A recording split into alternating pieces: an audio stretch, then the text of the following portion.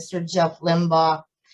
His topic is hemp for fiber, industrial hemp production in Missouri from a farmer's perspective. Mr. Jeff Limbaugh has been growing industrial hemp fiber for 2 years commercially, as well as in research collaboration with the University of Missouri and Lincoln University. Jeff coordinated 600 acres of commercial products in 2021, which represents 75% of the hemp fiber grown in Missouri. Welcome, Jeff. It's a pleasure to have you. Thank you. Thank you. Can you hear me? I can, yes. Okay. I just wanted to make sure. So, yeah, thank everybody for having me here today, and with everybody that's on the program. And you know what I'd like to do is I'd like to just give an overview here, right quick, of you know, where we're at and what we're doing, and then we'll get into more specific details here in a moment. But I didn't bring any slides or anything because, you know, I'm a farmer and we grow in hemp, so I got to put a picture of a hemp field up there, but I think everybody pretty well knows that. So, but my name is Jeff Limbaugh, and I'm a co-founder of a company called MIHFF Natural Fiber. We're actually located in southeast Missouri in the Sikeston area. And yeah, that is correct. We've been growing hemp for the last couple of years.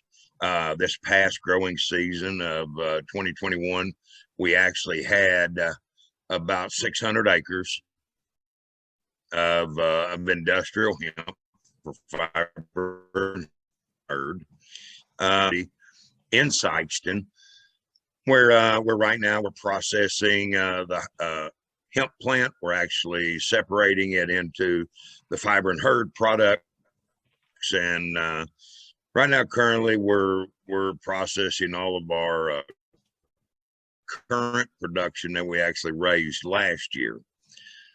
You know, so diving in a little bit deeper with this on the farming, the practices, and everything else, we went out to our local area. I actually have an agribusiness also, and out there. So we went out with 4 additional farmers besides myself, and we planted the 600 acres.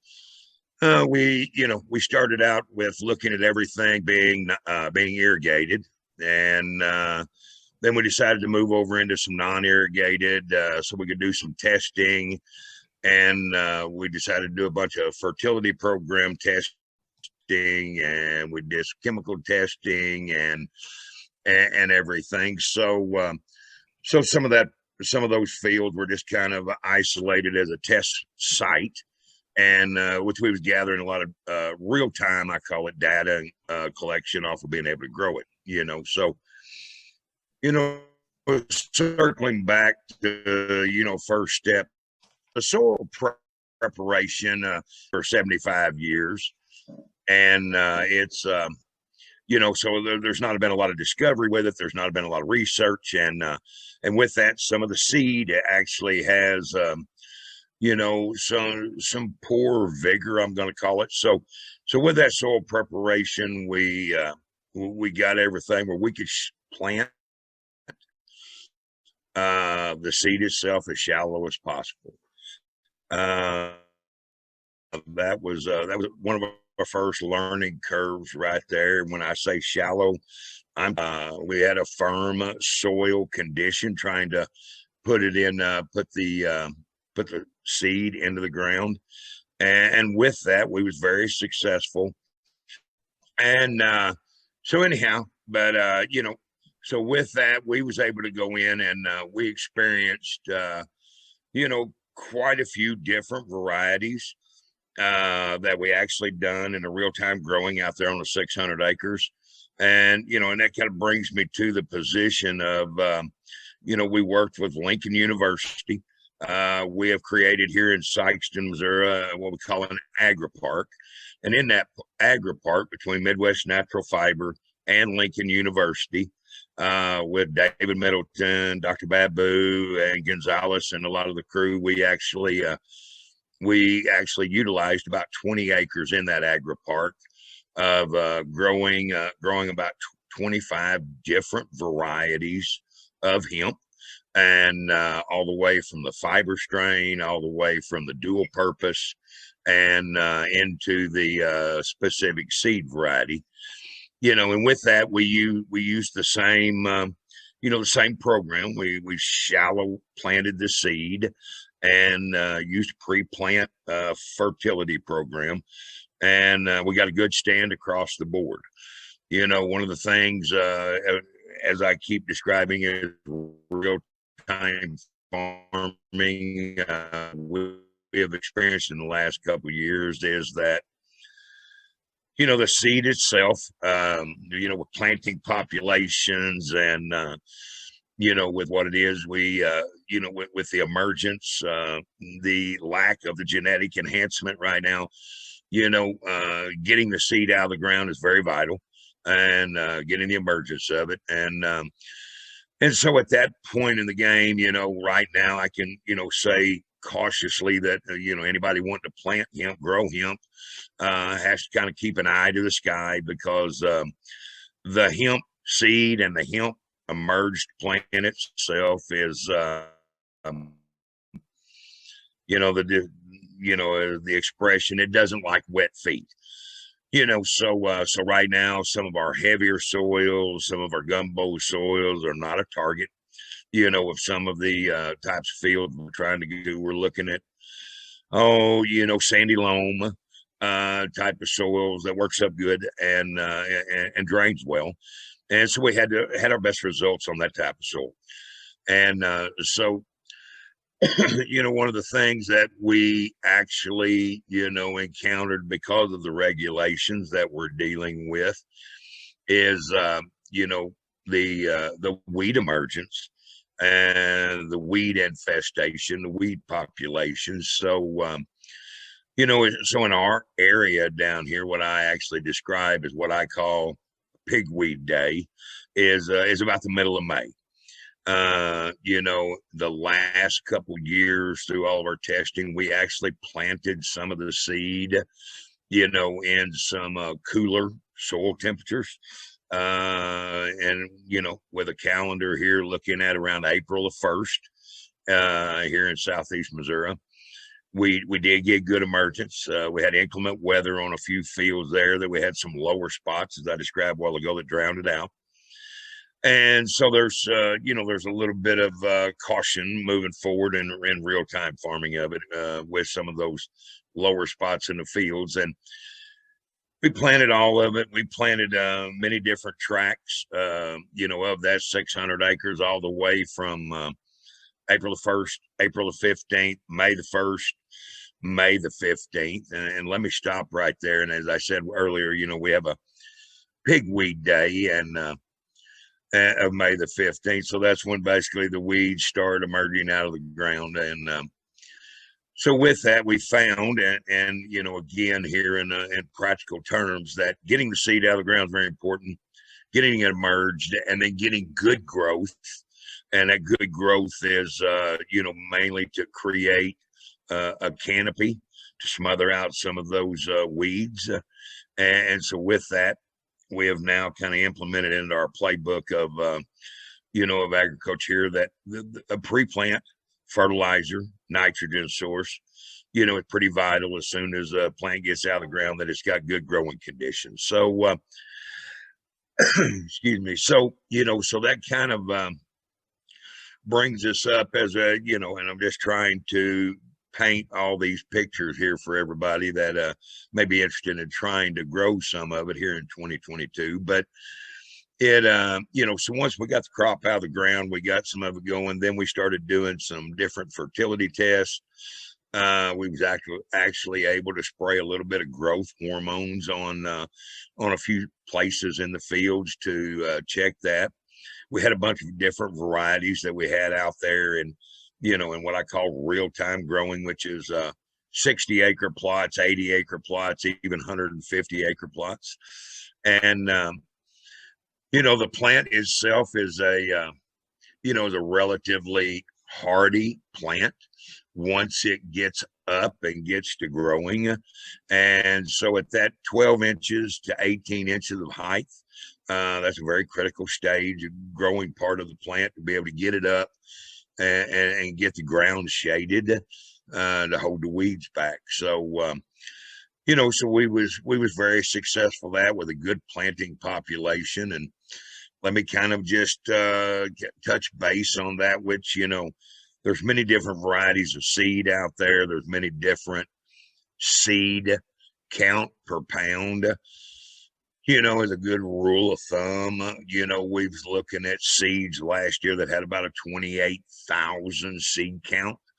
And our target was anywhere from 45 to 50 pounds, of planted seed. So that equates, roughly our planted seed was in 1.3 to 1.5 million seeds, per acre. With that, we found that we had good emergence. We did get a good stand, and we got it up. With that, going into what I called a while ago, the plant at about 18 inches tall. We done a lot of testing in the last couple of years, but we found that at that point, in most of the varieties that we were working for, growing for the industrial fiber and herd, that that at that point the plant itself was starting to need more nitrogen. And because you do have to remember there is some question marks out there. But with the industrial fiber and herd plant, you're trying to grow this plant very hardy. It's trying to be 10, 12, even 14 feet tall. So you're looking at a final stand of 800,000 plants. So at that point, we quickly realized that the fertility program needs to be pretty aggressive. And so we started putting on what I call second application of nitrogens and some ammonium sulfates and such, and we got real good results out of it. Some of it we was actually able to go ahead and put on what we call the final, and it actually grew real well, final nitrogen supply. Some of it that was on a little sandier, lower CEC soils, we actually come back in at about a 3-foot plant height and put on a third application of nitrogen. And and so to kind of close that gap right there, what a lot of our data that we collected, and again in field and with farmers, and actively watching it and testing it, a bunch, we found that rule of thumb right now we're standing saying that to grow 10, 12, even 14 foot on some varieties, we ended up using about a 70% amount of nitrogen, phosphates and potashes that we would use on as I say, a 200 bushel targeted corn crop.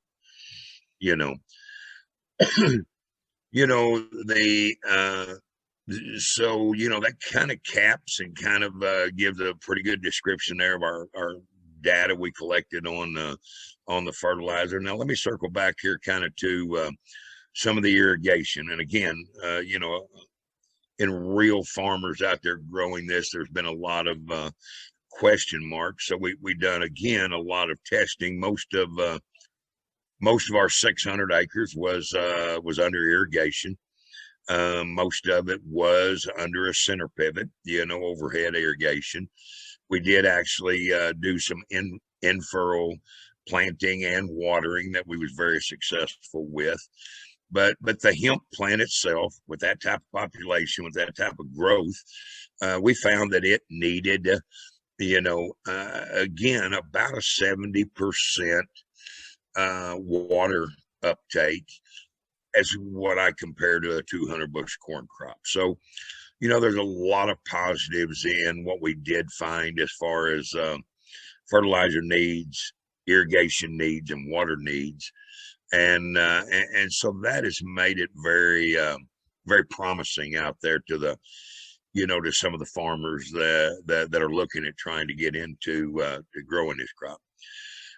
As I said at the very beginning, we had many tests out there, and one of them was a field that we isolated and picked out and created a non-irrigated, much less fertilizer, and and what we actually experienced was that we had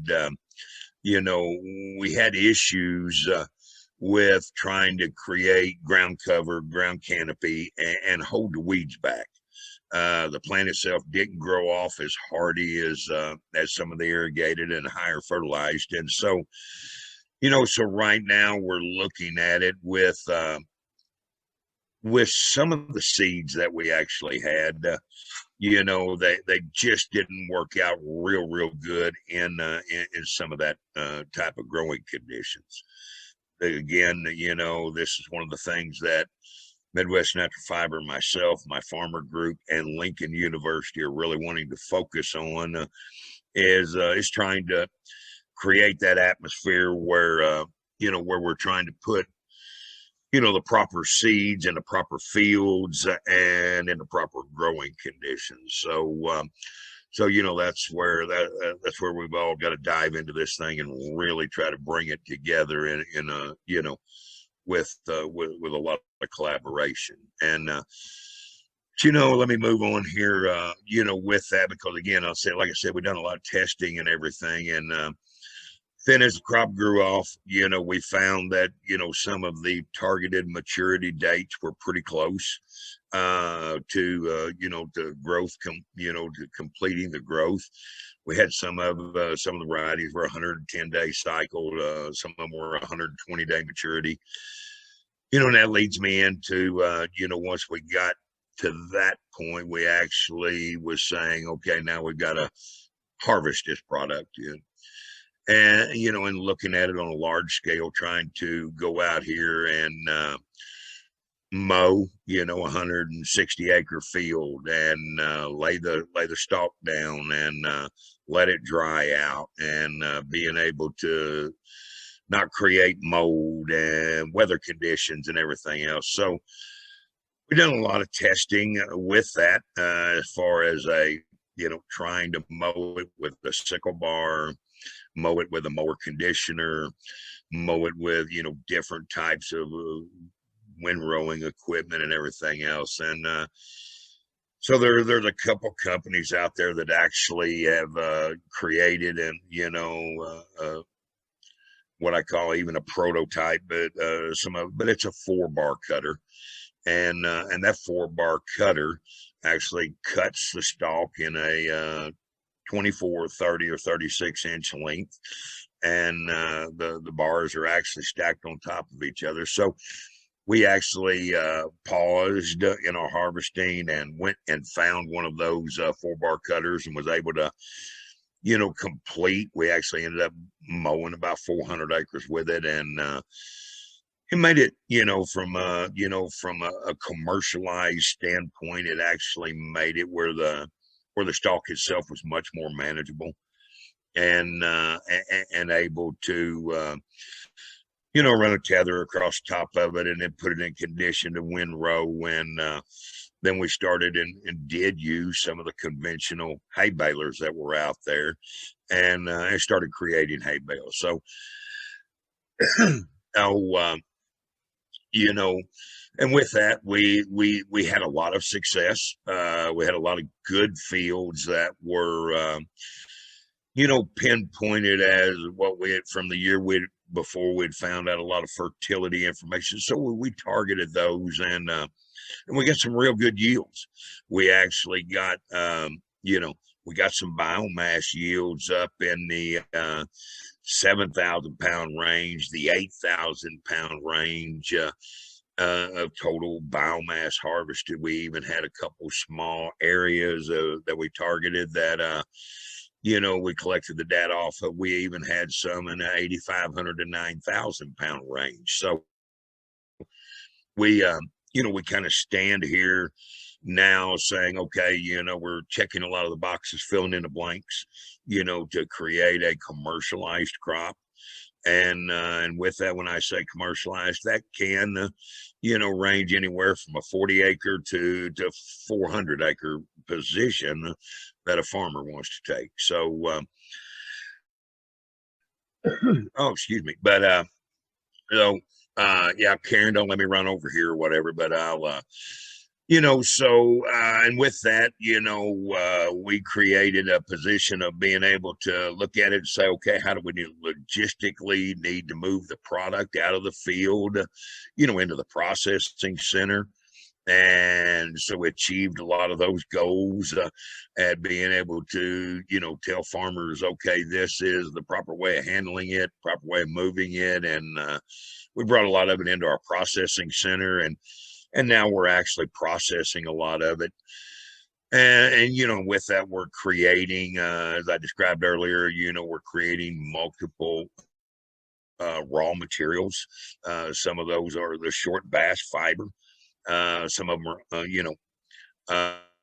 are, clean. Some of them are uncleaned. We have a focus on herd. That herd that's being, processed is actually, some of it is going into some markets that are actually very clean. They're needed very clean. We got some of the markets that don't need it quite as clean. So we've kind of positioned Midwest Natural Fiber to, to be able to do all of that and create some of those markets out there.